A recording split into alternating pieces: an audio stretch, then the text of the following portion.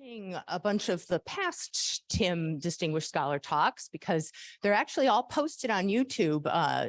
And they're awesome, right? So the trouble with that, of course, is it's incredibly intimidating because you look at what these folks have accomplished, right?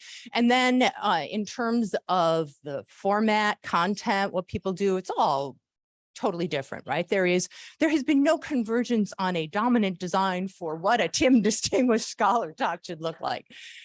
So I decided to follow the advice that I always give folks when I talk about how should you deal with teaching, and it's just be yourself. So I will do my best to just be myself, and hopefully that will deliver some value to some of you.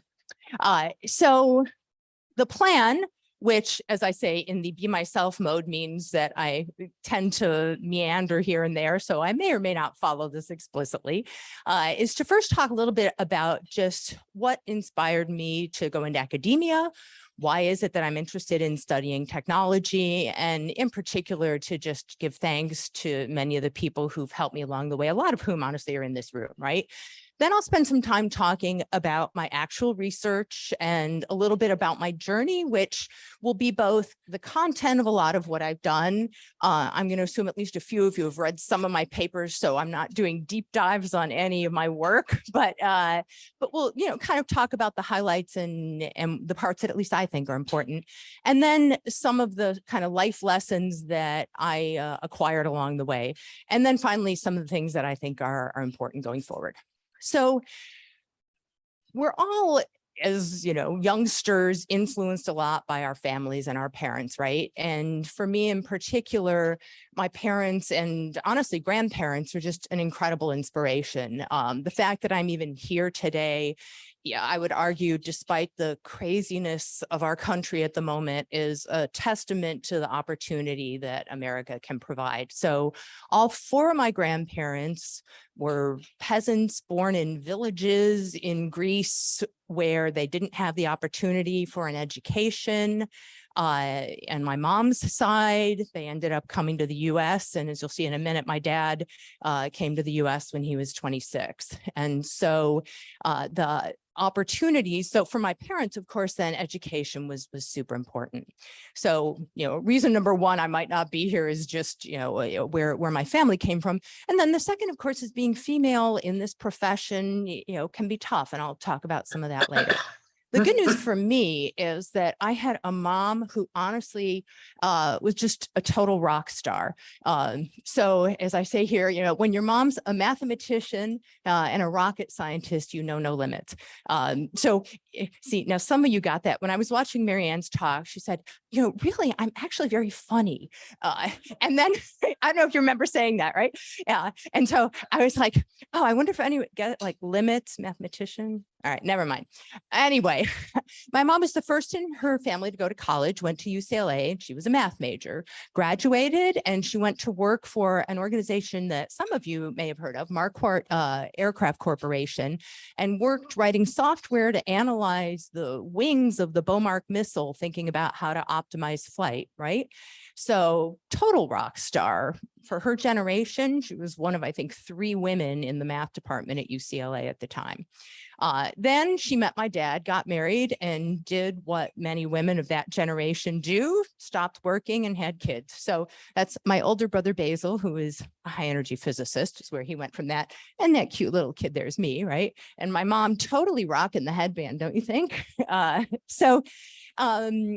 The other thing about her story to me that's inspiring, though, is that after staying home with us kids for 15 years, she decided she should go back to work, right, and have a career. So first, she went and got her teaching credential and started teaching middle school math at the middle school I was attending, mind you, which you can imagine was great for my popularity. That's my excuse when, why did you never have a boyfriend? Until I was like, who's going to date the math teacher's daughter? Just humor me on that one, right? So after spending some time with middle school kids, she both decided teachers don't get paid very much and it's not the most fun job in the world all the time. So she again went back and took some classes in programming. She'd done programming when she was younger. And so she got a job as a software developer doing real-time programming for central office switches called processing software. So that's my mom's side. Then my dad, I say here, when your dad is self-educated, you have no fear. So one of the things about our profession, I think, is, we finish a PhD, we've learned a lot, and then we think, okay, now I have my toolkit, I'm ready to head out there. And yes, that's true, but continuing to learn throughout our careers, I think, is incredibly important, both in terms of methods and in terms of theories. And so for me, as you'll see when I, talk about where I've gone with my research, there are areas where I've now written papers that I honestly knew very little to nothing about before launching into that literature and thinking about the paper. And so having no fear to try new things, experiment, I think for me has been kind of a common theme. So my dad, grew up in Greece. When he was 10 years old, his father was killed in World War II, and he was the oldest of what turned into 5 children. His mom was pregnant with the 5th when his dad died. So not a great place to start with life, right? He went to work, he didn't get to finish high school. And then when he was 18, he ended up joining the Greek army. There was a civil war going on in Greece after World War II, right? But he was always interested in learning. And his father, before getting killed, had emphasized education since he didn't get to have an education, right? And so, as he puts it, he spent 5 years on the top of mountains in Greece reading, and he managed to talk the Greek army into sending him to communication school. So he learned about vacuum tube technology. So these are pictures of him hanging out on the tops of mountains in Greece, maintaining and setting up relay stations. So after his time in the Greek army, he tried to get a job at the telephone company in Greece, and they had no interest. You don't even have a high school diploma. Why would we talk to you? So he ends up coming to the US, spent some time in the Navy, and then got his first job in the US in GTE of California, working in one of the central office switching divisions at a central office. So in the old days, how did technology work? We had these things called central offices, and that's an electromechanical switch, which incredibly loud, clickety clack, all the calls kind of going through, right? So this is, again, new technology he knew nothing about, but he taught himself. He would bring home different discarded parts from the switching system when we had a laboratory. And this is kind of a common theme throughout my childhood, is my dad's basement laboratory where he would tinker. And even though he was, a minimum wage union card carrying employee, he developed machines. And so he developed a teleprinter that did some things for the office. And so the R&D labs of GTE noticed what he had done. And they actually hired him to move to Chicago. North Lake was where their laboratories were. And he got a job in the R&D lab, and he spent time designing central office switches. So his pride and joy is he has 2 US patents. So even though he never got a high school degree, he managed to design things that were worthy of patents. And so this one is to help with double connections, which used to be a thing in the old days. You would pick up your phone and you'd actually enter someone else's phone conversation. So he was chugging along doing great with electromechanical technology, but as some of you may know, technology never stops, and telephone switching systems moved from this to solid state logic. And so yet again, when I was in high school, I remember him re-educating himself, learning about transistors and how to do this kind of design. So incredibly inspirational. So I just, have to thank my parents for really providing a roadmap and a way to think about life. Thank you.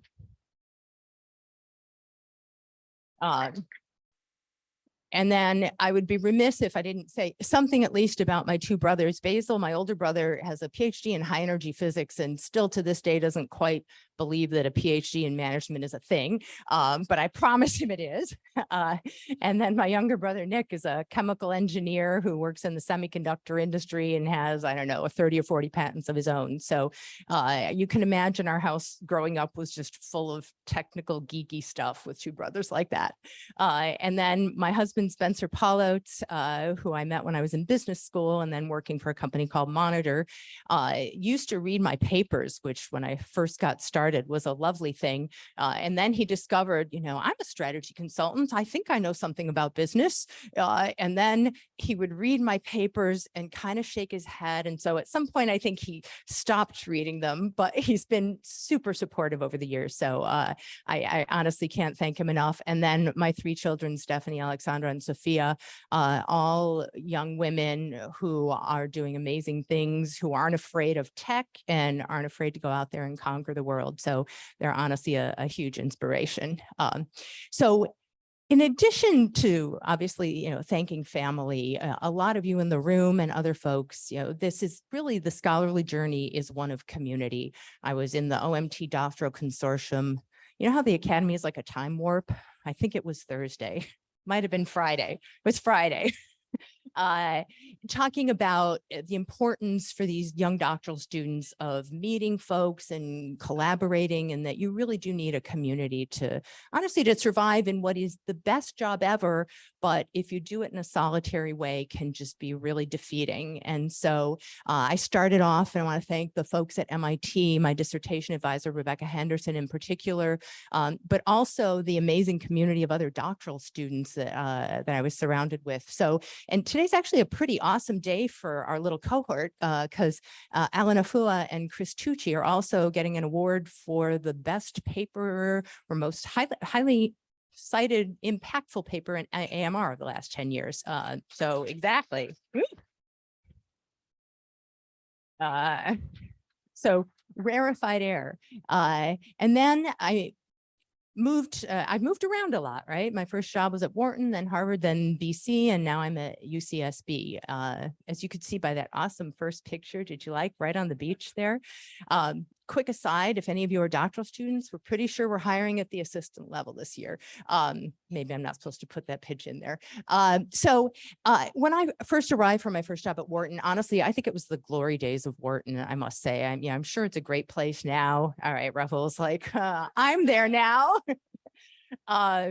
But Yorgos Milanidis, if any of you know him, was running around spouting combinations of Greek philosophy and management theory and getting us all thinking about things and excited. And in particular at that time, for me at least, Connie Helfat, Anne-Marie Knott, and Lori Rosenkopf were just the most amazing support structure, and they would just inspire me day in, day out. Anne-Marie in particular would often say things that I'd have to think really hard to understand because she's so wicked smart. But, beyond that, it was just a great time. And then I moved to the Harvard Business School, where I was in a department, a unit that really didn't have anybody doing things related to what I did, other than, Mukti Khaire, who looks at creative industries.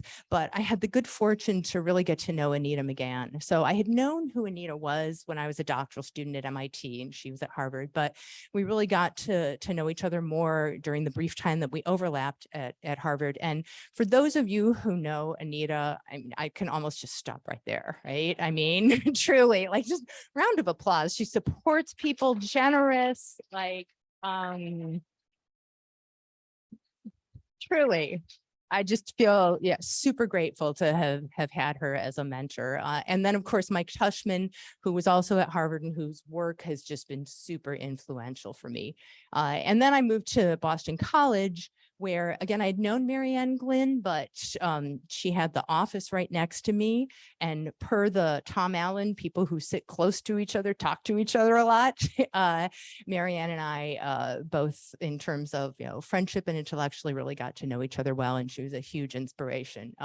And then, whereas there really wasn't a doctoral program at HBS that I was involved a lot in, at BC we had a really active doctoral program, and so we had some awesome doctoral students who are all now junior faculty and doing great things. And then, of course, I have to thank my many co-authors, because, as you know, this is a collaborative engagement. So Rajshri Agarwal, Liz Altman, Callan Anthony, Mary Benner, Susan Cohen, Giovanni Gavetti, Sarah Kaplan, Andrew Nelson, Stefan Schroeder, Sonali Shah, Maurizio Sobrero, Nancy Staudenmeyer, Chris Tucci, and Tionos Azul. Thank you for letting me read all those names, because honestly, to me, it's really important, because these folks, you all have co-authored, what it's like, right? They're just super important. And then finally, Kathy Eisenhart, who again is just kind of in a category all her own in terms of being supportive and influential for people doing work in technology, and in particular for women. Okay, so I'm actually now really going to talk about my research.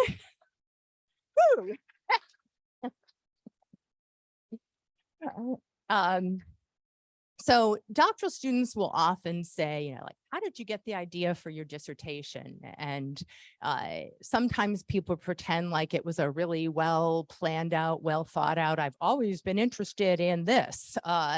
And so at some level, that's true for me. I've always been interested in technology, technical change. I had worked at IBM as a software engineer, my very first job. And then I was on the sales force of IBM when the PC came out. So I saw the craziness that that had in terms of how do we think about selling, and then also in organizations and kind of the democratization that the PC provided. So in that sense, there's some master plan and level of interest here. But when I initially was looking for a dissertation topic, I thought I was going to write about standards and Adobe systems. And we now talk about this as a platform. But I was super interested. I'd seen kind of the democratization that the PC brought about. And Adobe with PostScript really democratized the ability of us all to do publishing, right? Desktop publishing. So they had this core technology, PostScript, and PostScript enabled, they didn't do it all themselves. They created what we would now call an ecosystem or a platform, right? And so they got the Apple Mac to support PostScript. They had Aldus PageMaker software, which created content in a PostScript format. And then they had Apple and other folks, HP, license their PostScript technology to read that PostScript content. And then finally, and this is the part that got me into the world of typesetters, is they licensed fonts from this company, Linotype Hell. So I'd been out interviewing some folks at Adobe and trying to understand this story. And I came back and I was talking about what I'd found with Rebecca Henderson. And she said, you know, I mean, yeah, this standard stuff is kind of interesting. Maybe it'll go somewhere. But really what strikes me as kind of cool here is you have this company, Linotype Hell, that came from the late 1800s, a company, Mergenthaler Linotype, and they're surviving, prospering, and honestly, at this point, we're dominating what was then the digital image setting industry. She's like, why don't you spend some time looking at that? So I switched gears and ended up, sorry, the one thing I was going to say, so I didn't actually totally ever let go. The first HBS case I ever wrote was about the Adobe system story. So if any of you want the detailed history of both PostScript and then PDF, and one of these days, maybe I'll turn it into an academic paper. I don't know, but it's all there in the case. So I ended up spending some time studying this puzzle, right? So at the time, the conventional wisdom was if there's radical change in an industry and you're an established firm, you're going to be in trouble.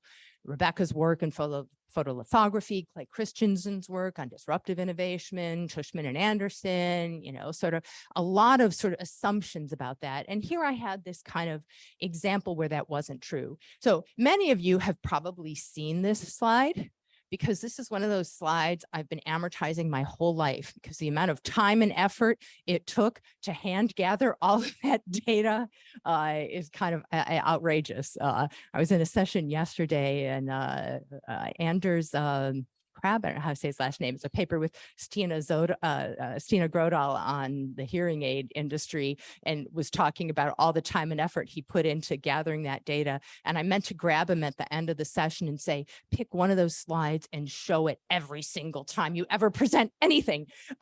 So here's my famous typesetter slide. So what does this slide show, right? This kind of, I'm not actually sure what color this is. What do you think? Purple, blue, somewhere in between. These are firms that entered the industry with what was called the hot metal technology, big, huge mechanical machines with a pot of molten lead on the side, right? And even though they stay this color throughout, that just means they survived. What they did, as we see these waves of entrance across other generations of technology, is they entered each of those generations. And so at the end, you know, in 1990, if you look at market share in this final generation, digital image setters, one of those purple blue firms at the bottom there has like 40% of the market, right? So how did they manage to do that? So I started off, thinking about what have all the theories told us, were they just really good at innovating? No. And in the end, where I landed, which is kind of where I'd started with Adobe Systems, is fonts. And so they had font libraries, huge font libraries that it turns out were actually quite difficult to replicate. And those buffered them against the entrants that came in with initially better technology, but without this important complementary asset. And I do have to thank now, sadly, someone who's no longer with us, Will Mitchell. So Will was the editor. This was my job talk paper and the first paper I published in SMJ. Will was the editor. The initial framing on this paper didn't have complementary assets in there. I don't remember, I called them some crazy something barriers to entry. I don't know. I didn't have, a good framing, right? Which is what happens with many of our papers. And Will suggested I think about this as complementary assets, which, it was hugely influential. And so, I know I'll miss him, and I just wanted to give a shout out to you wherever you are up there, Will. Exactly. So that was the first paper out of my dissertation. And this paper really shows the influence of me hanging out at Wharton, right? So the other paper that initially came out of my dissertation said, okay, if on average, these incumbents are doing well, and the prior paper, I had 1-0 dummy variables. Are you an incumbent or a new entrant, right? In a quantitative model. This one took 3 firms and said, well, what explains the difference in these incumbents? Why was the one firm, Mergenthaler Linotype, so successful and the others less successful? And so this is framed thanks to Connie in the dynamic capabilities literature, and basically found that Mergenthaler Linotype had what at the time I called external integrative capability. And this is maybe the early hints of something like open innovation, that they were really good at pulling in information from outside the boundaries of their firm, and they had infrastructure and such for doing that. And then they also had geographically distributed R&D locations. So they had an R&D lab in Germany, one in the UK, and one in the US, and different generations were being developed in different places, and these different labs were competing with each other, and because they were in different locations, had access to different local knowledge. And so this paper kind of finishes documenting that. So many of you, when you do one of these big, huge studies, right, you have so much data, you don't know what to do with it all. And there are often inklings of something that you think is important, but you don't follow through on in that particular paper. And one of the things that had struck me in my typesetter data is this notion of mental models. So here on the left are pictures of what the hot metal typesetters looked like from, 1892 to 1941, right? Pretty similar. And you type on something, there's a pot of molten lead. And then on the right is the very first photo typesetter, a typesetter that got rid of the hot metal and used photography to capture the letters and print. And it's almost the exact same architecture, right?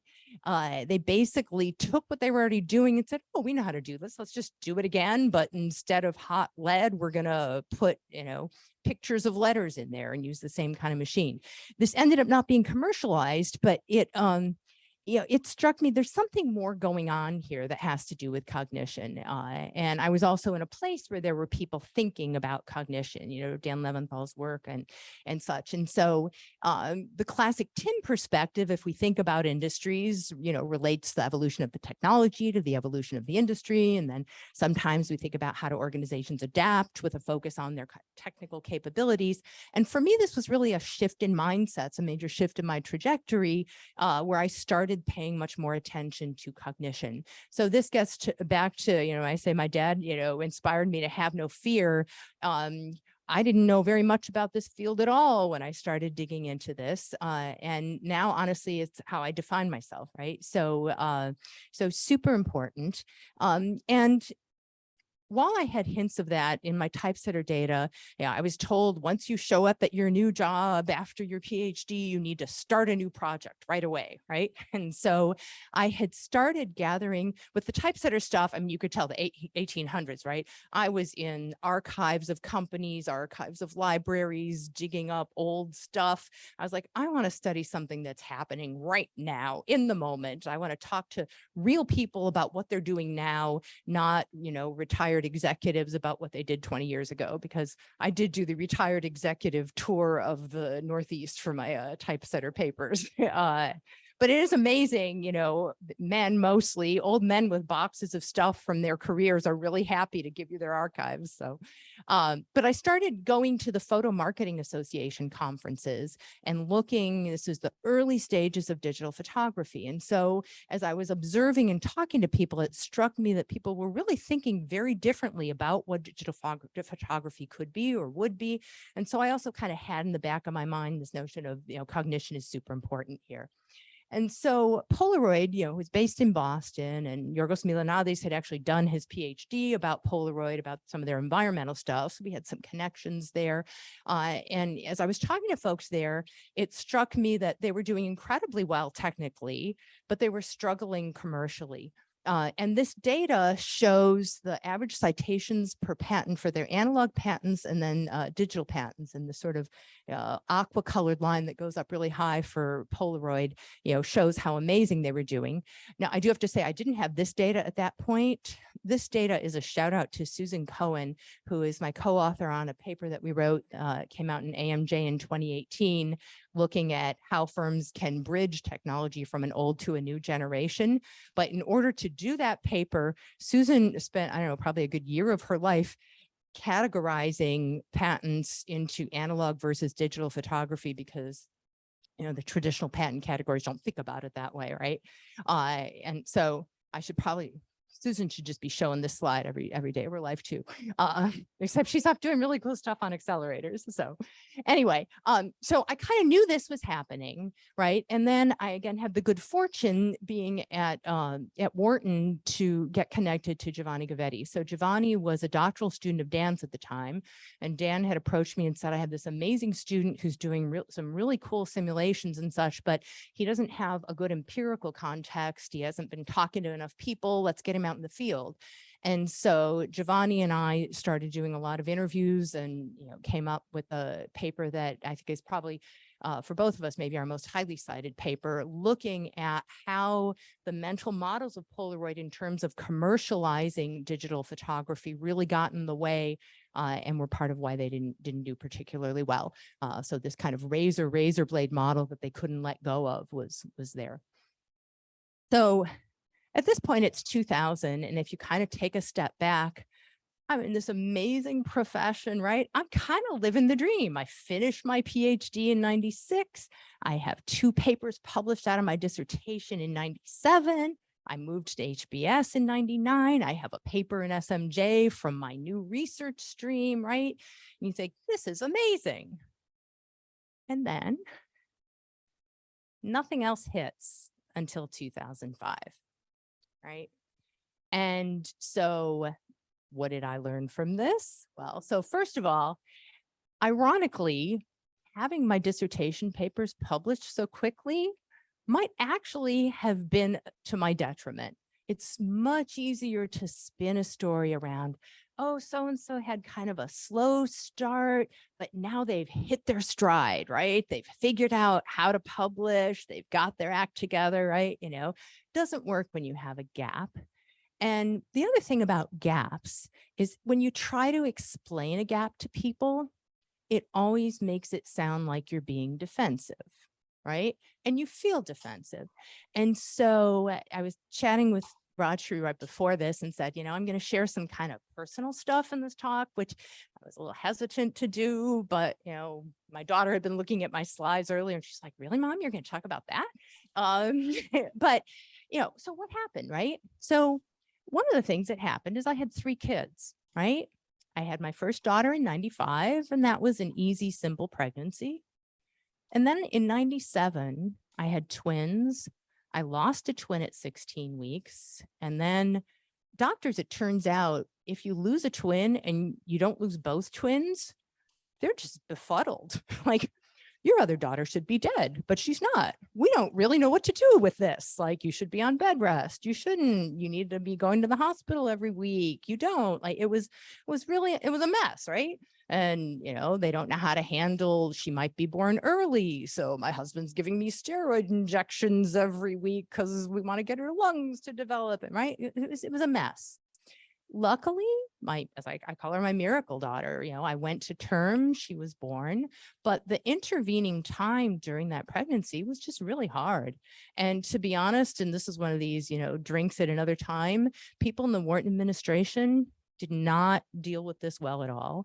And Ian McMillan, who was my department chair at the time, to this day, I am eternally grateful to Mac, as we call him, because he just stepped in and made it all go away. Right. And that's the kind of person you need, and again, this gets at when women are dealing with this stuff, we can help each other, but white men out there like Mac, like having you guys step up is really helpful. So Mac helped me out. And then I got to Harvard and had my third child right away. And so, during this whole time, you're not getting a whole lot of new stuff started. I mean, it's not like I hadn't submitted some papers. I had 2 or 3 things that got rejected during this time, but, it matters. And then there's something about doing in the moment data collection, which is, it's great because you're in the moment, you're getting what people are actually thinking at the time. But everyone thought digital photography's taken off in 96, right? They expected the substitution to happen really fast. And I'm like studying, and then it's not happening. And I'm waiting and waiting. It's like 2003, before 50% of the cameras in the US that were sold were digital, right? And that's just sold. Like, the installed base is still mostly, analog film cameras. So it's really hard to write papers when there's no kind of resolution. And I still remember at one point after Giovanni and I had published the Polaroid paper, so Polaroid tanked early, but they didn't go bankrupt right away. It looked like they were having a bit of a resurgence. And so Giovanni and I are like, if they survive and do well, we're going to look really stupid, right? So thank goodness they failed. But it's dangerous to study things in the moment. It takes some time. And then finally, if you've ever taught at the Harvard Business School, the amount of time and effort it takes to prepare a course and teach is crazy. And I had 4 different courses in 5 years. So excuses? Maybe. Do I still, like, even as I'm talking to you, I'm like, oh, I sound so defensive, a lot going on. And I think as a profession, we need to be more understanding of, not just, pregnancy, but personal illness. Things happen to people. And this notion of we have this very strict tenure clock, I think needs to be rethought.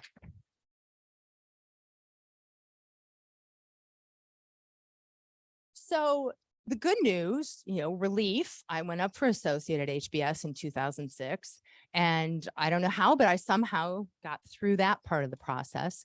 It was, however, in a year where half of the junior women at Harvard were let go. So it was very bittersweet. It was a really hard time for, thinking about women in the profession. And then I mentioned to you all that, I watched everyone's distinguished scholar talks, right? So for any of you who were at Gautam's talk, he spent a lot of time talking about his dissertation paper and how hard it was to get that published. And he said something at one point in there about between 6,000 sites, go Gautam, right? And failure is a thin black line, that paper almost could have been rejected. And so in some sense, that's how I feel about this, right? It was a very thin line. I could just as easily not have been promoted. And there's so much in this profession that's out of our control. And so as we think about it, I think, that we really need to focus on what we do control. And I tried really hard to think of a way to say this without sounding trite. But as I mentioned, I grew up in a family full of technologists, not poets and artists. So, beautiful language, not so much my strong suit. But, you just got to plug ahead, continue to work hard, persevere, send things out, and then focus on enjoying the process. I mean, we all chose this profession because we enjoy what we're doing. We could honestly make more money doing something else. So, focus on the process. And then this last thing is something that my youngest daughter's high school teacher said to her when she was applying to colleges. This teacher was writing a recommendation letter for her. And she said, it's important as you're going through this crazy, stressful thing to remember you are more than a list of accomplishments. And that just is so true. And I think for all of us, like, it's lovely. I'm so honored to have gotten this award, right? Yeah, but would my life be completely different if I hadn't? I don't know, like, no, right? We are who we are, and we need to focus on that. So this was my brief aside. Now I'm gonna go back to talking about my research. There's some great segue in there that I lost. So one of the really good things during this time is I had some amazing co-authors, and one of them was Sarah Kaplan. So Sarah was a doctoral student at MIT at the time, but even though Sarah was a doctoral student, like, Sarah was born an adult, right? She'd written a book with Dick Foster. She'd worked at McKinsey, she was honestly kind of intimidating, right? So Sarah and I started talking about, and she was at MIT, right? So she was getting mired in this same literature I'd grown up in about the technology life cycle, right? We have these discontinuities, and then we have this technical variation, and it converges on this thing called the dominant design. And the dominant design is defined in terms of technology, right? And so we said, we really need to rethink this in terms of the cognitive variation around these technologies. Something von Arlakovsky called technical frames, like, what is this actually good for, right? And so we wrote a theory paper that's in Research Policy that looks at how does our broad thinking about this technology life cycle shift if we take cognition into account. So, we have cognitive variation with different frames. And then, in addition to convergence on technical meaning, we have convergence on the category meaning, on what the actual use of this thing is. And so the dominant design needs to include kind of both of these things. And the majority of the paper is talking about that process. And we have, some fancy pictures and models, and think about the institutional factors and such. And honestly, it's one of my favorite papers that we've ever done. And it's just super grateful to have gotten to work with Sarah on it. And Sarah's now actually off doing amazing things to help with gender equity. Speaking of having no fear and reinventing yourself. So, I'm thinking about cognition, right? And, this is a theory paper, but I was also lucky at the time to have connected to one of Mike Tushman's students, Mary Benner. And if any of you have done deep dives into an industry, and then you find an obscure, I know that photography is obscure, but not many people were studying it. But then you find someone else who's also been reading trade journals and spending a bunch of time thinking about different models and such. And so I met Mary, who had been using photography data for one of her dissertation papers. And we started talking about collaborating on something related to this notion of cognition and framing. And so in a way, this paper kind of tests some of the things that Sarah and I were talking about. So how does where you're coming from, your prior industry, affect the way that you frame a new technology? So the backdrop to this, and why I think this is kind of important, is the assumption of most of the literature at this time, when you think of a 1-0 variable in a lot of models for industry, prior industry, is that that industry dummy represents, what do you think? Capabilities. Exactly. So a lot of Steve Klepper's work, a lot of the work on, like Samina Karim on divestitures and acquisitions. And, we know what industry you come from. We develop a bunch of theory building up on, assumptions about capabilities, and then we test it.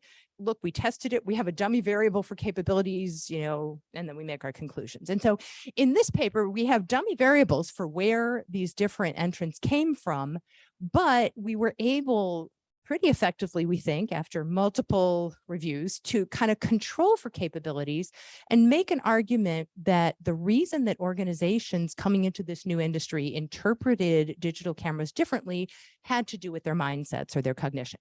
So photography firms thought about it as like an analog camera, right? Computer firms thought about it as a PC peripheral. Right? You saw this in the way that they projected forecasts around the industry. So the photography firms did a substitution curve. Digital is going to substitute for analog, and we're going to use that curve to project sales 10 years out, right? Firms in the computing industry said, how much do we think the PC industry is going to grow? What percentage of those PCs are going to have an attach rate, digital camera attached to the PC? That'll increase from 5 to 10 to 20%. And they did their projections that way, right? So very different mindsets about what this was. And then last but not least, the consumer electronics firms thought about it as an element like a video camera, right? Another consumer electronics product. So very different ways of thinking about it. So again, this is just kind of continuing to hammer away at this notion that cognition actually matters in addition to capabilities, right? And then eventually there's convergence on our dominant design. So this is an emerging industry. And in the next few papers I did, I started to really focus in on pretty new industries. So this paper is continuing to look at digital cameras, but at the memory that goes into the cameras. And so Lexar Media is a company that I had learned about when I was writing a teaching case about them, and then ended up writing a paper that came out in Org Science. And they're a firm that had one small technology. They had really good controllers for the memory cards that went into cameras.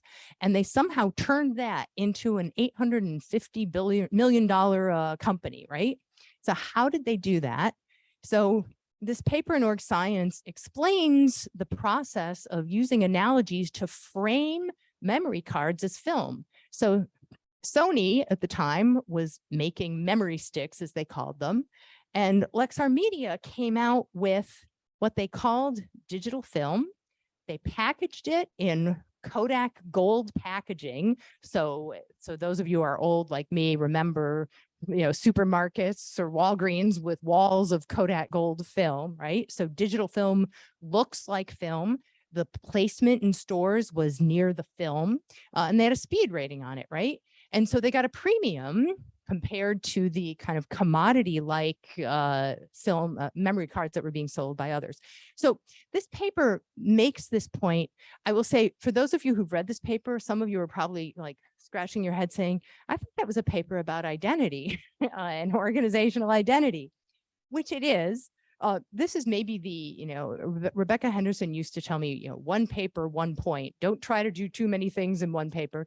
Yeah, I love this paper, but it probably tries to do too many things. So the rest of the paper, talks about this, and then Lexar created this identity as a digital photography company based on this stuff. And then at some point decided, actually, we want to also do memory. And it turns out it's really hard to make that transition. So the rest of the paper is about that. And I'm not going to talk a lot about my work on org identity because at 2 o'clock, I'm in another session about large organizations transforming. And I'm going to talk about identity there. So you can all come.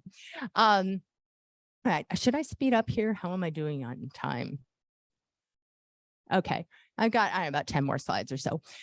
So looking at new industries, one of the most fun projects then that I've embarked on with Andrew Nelson and Kellen Anthony is looking at the emergence of the synthesizer industry.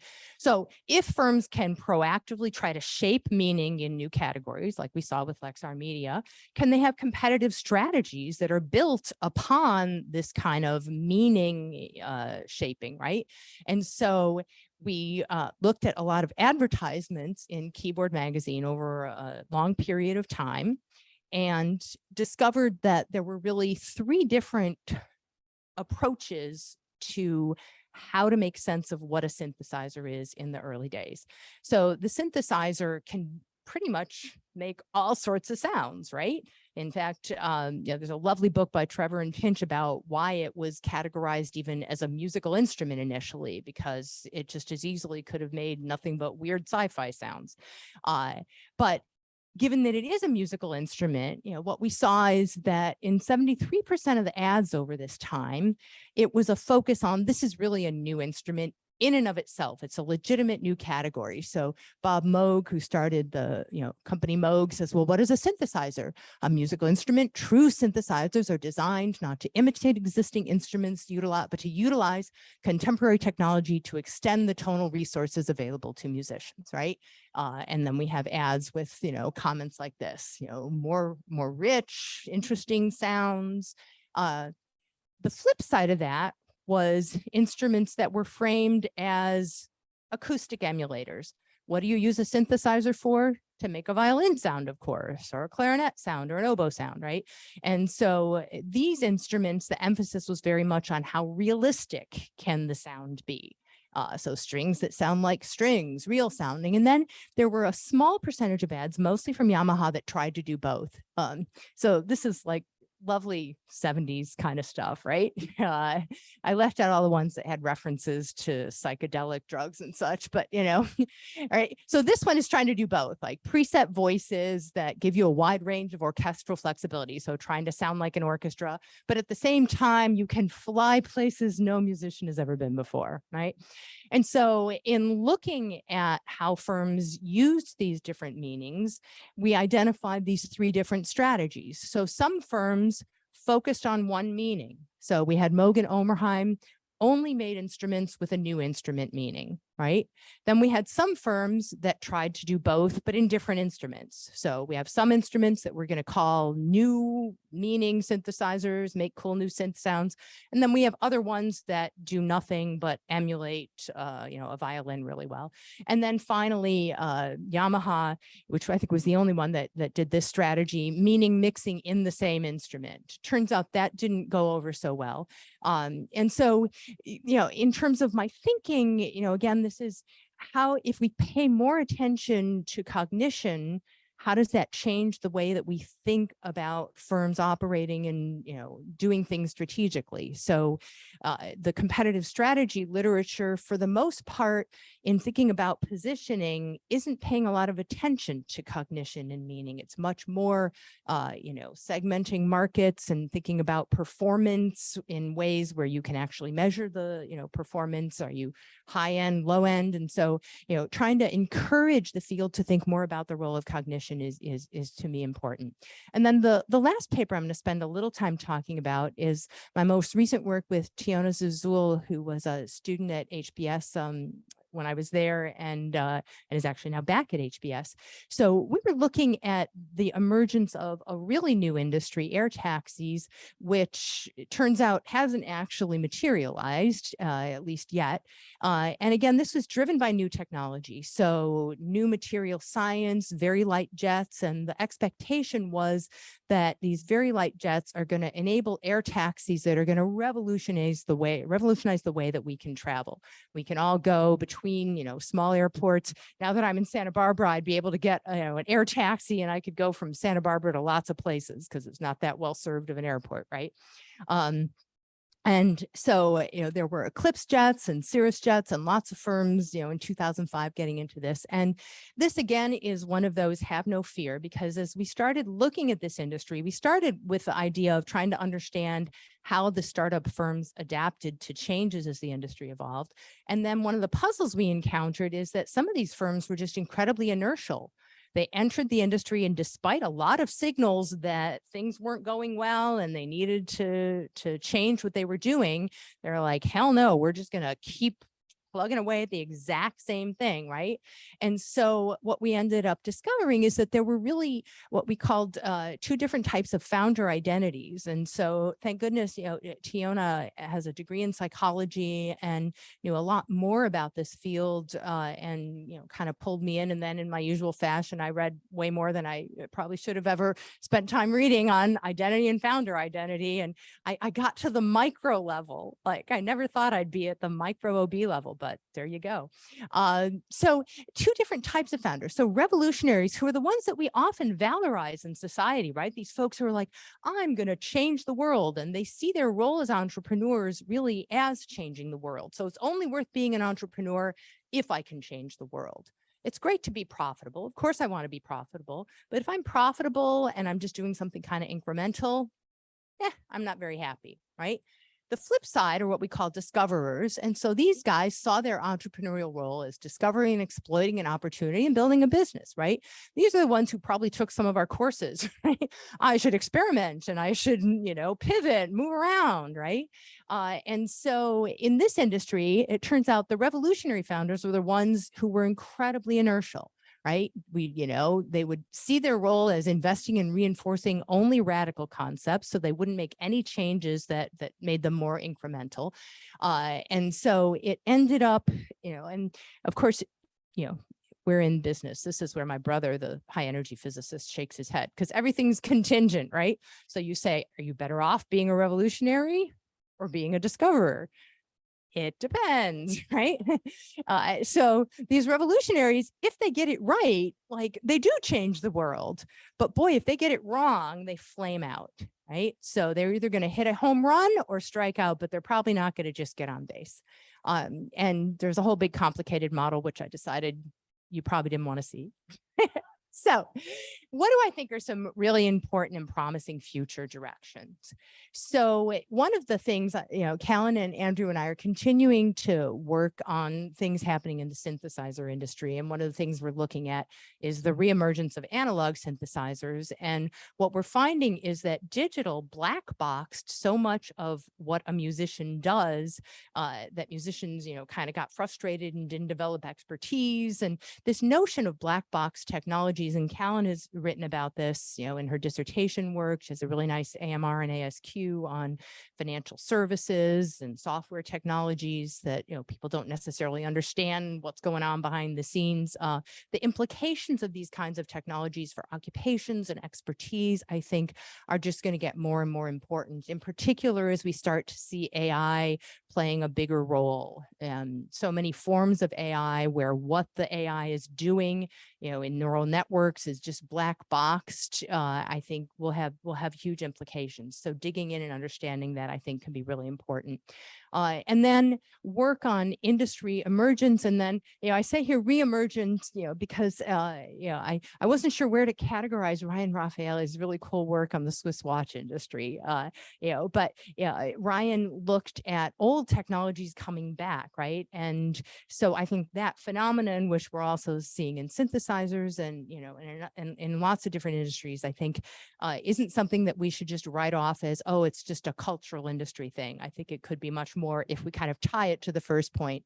And then this work on the incubation or really early stages of industries, I think, is also a super promising area. So Maka Moeen, along with her co-authors, Rajshri and Sonali and others, has written a bunch about what happens early before we even see any commercialization. And so I think that kind of work as we go forward could be super promising. And then finally, more work on shaping strategies, taking a cognitive approach to what's happening in a new industry. And so some super interesting stuff happening there. And then lastly, we have a lot of work on platforms and ecosystems where the firms that are joining these different platforms are small startup software firms. And I think more and more we're going to see mainstream organizations that have historically operated independently having interdependencies with other organizations to deliver value to end consumers. So building a lot of the work with folks like Rahul or Ron Adner on ecosystems, but really with a big emphasis on established firms that haven't historically done that are participating in that. And so some work that Liz Altman and I are doing, and Chavi Mene and Stefano Brusoni and I are doing, I think in that area we're hoping is super promising. And I put this other paper up here in Journal of Product Innovation Management that Nancy Staudenmeyer, who sadly is no longer with us, and Chris Tucci and I did way back in 2005, almost as we never read things that aren't in our mainstream journals. And this paper, we talked about what we called at that time inter-firm modularity, which really in some sense is a form of an ecosystem, right? Multiple firms doing modular products that can kind of come together, and how product development might differ in those contexts. And so at least in the work that I've been doing, with Liz and Chavi and Stefano, I've ended up going back to that paper and pulling on a lot of the things there. And so I'm making a small pitch for those of you doing work in ecosystems and modularity might find some interesting nuggets buried in there. So that's all I had to say. Thank you all so much.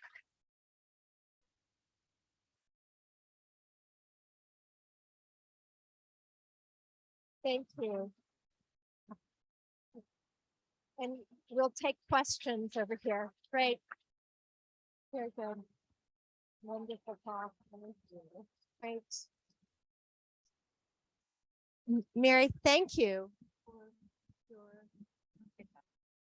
candor and your just wonderful overview of your work. Let's open the sort of floor up for questions. We have a mic over here. If any of you have questions you'd like to ask to Mary. I was going to cold call Keld because in watching all of the prior Tim Distinguished Scholar lectures, he's always the first one who goes up to the microphone with a question. So I was thinking, if nobody has questions, I'm sure that Keld will think of something.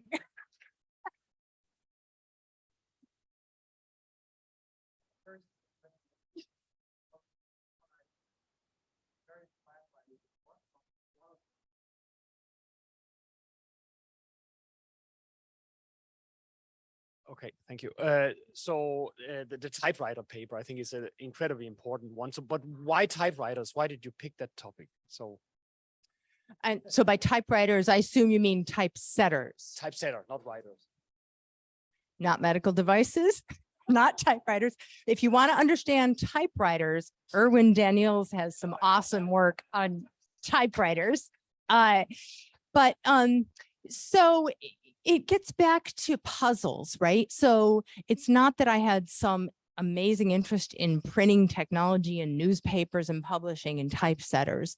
But when I was initially digging around looking for dissertation topics, and I came across this company, Mergenthaler Linotype, that had survived this whole time, it was a puzzle, right? Because the conventional wisdom was these firms shouldn't survive. They shouldn't be able to make not just one, not just two, but three major technical transitions. I mean, this is a company that was making mechanical machines that took pots of melted lead and like distributed it to create, letters that were used for letterpress printing, to then mastering photography, film, analog photography, and capturing the letters as film, to then using CRT technology and then incorporating images in the end. So they're no longer setting type per se, but they're printing, photographs basically, right? And so that just seemed unusual and extraordinary. Like, so what's going on? So that's basically how I got into it. And then in terms of other industries, I always pick, you didn't ask this, but doctoral students will often ask this, like, how do you decide what you want to study, right? So in the back of my mind, I'm always looking for something where technology is playing an important role, and where I think something interesting is happening in terms of an evolutionary, context. So for the longest time, I have a good friend who runs one of the biggest cement factories in Greece. And I was looking for, when I was at Harvard, excuses to travel on Harvard's budget to go to Greece. And I kept calling him up and I was like, isn't there anything interesting happening with technology and cement so I can, come and visit you, or technology and, I don't know, shipping? Like, isn't there anything happening in Greece that Harvard can pay for me to go visit? Not so much, right? So still haven't done a study, although I think there actually are some interesting things happening now in cement, but UCSB doesn't quite have the HBS budget. So so settings where I think interesting things are happening. And then lately, as I've gotten older, settings that I just think are fun and cool. So I can't tell you how much fun Andrew and Callan and I have had in the synthesizer stuff. I mean, first of all, they're just amazing folks to work with. But like you're spending your day, like it's just music, the music industry and all the cool things that folks are doing. Andrew ran into Stevie Wonder at a conference. We went to a show in San Francisco where we knew there were some folks using analog synthesizers. And so I don't think we charged that to our research budgets, but we thought about it, right? Music, aviation, I think is super cool and interesting. My husband's actually a private pilot. And so, what's happening in aviation, so it's a very long answer to a very short question.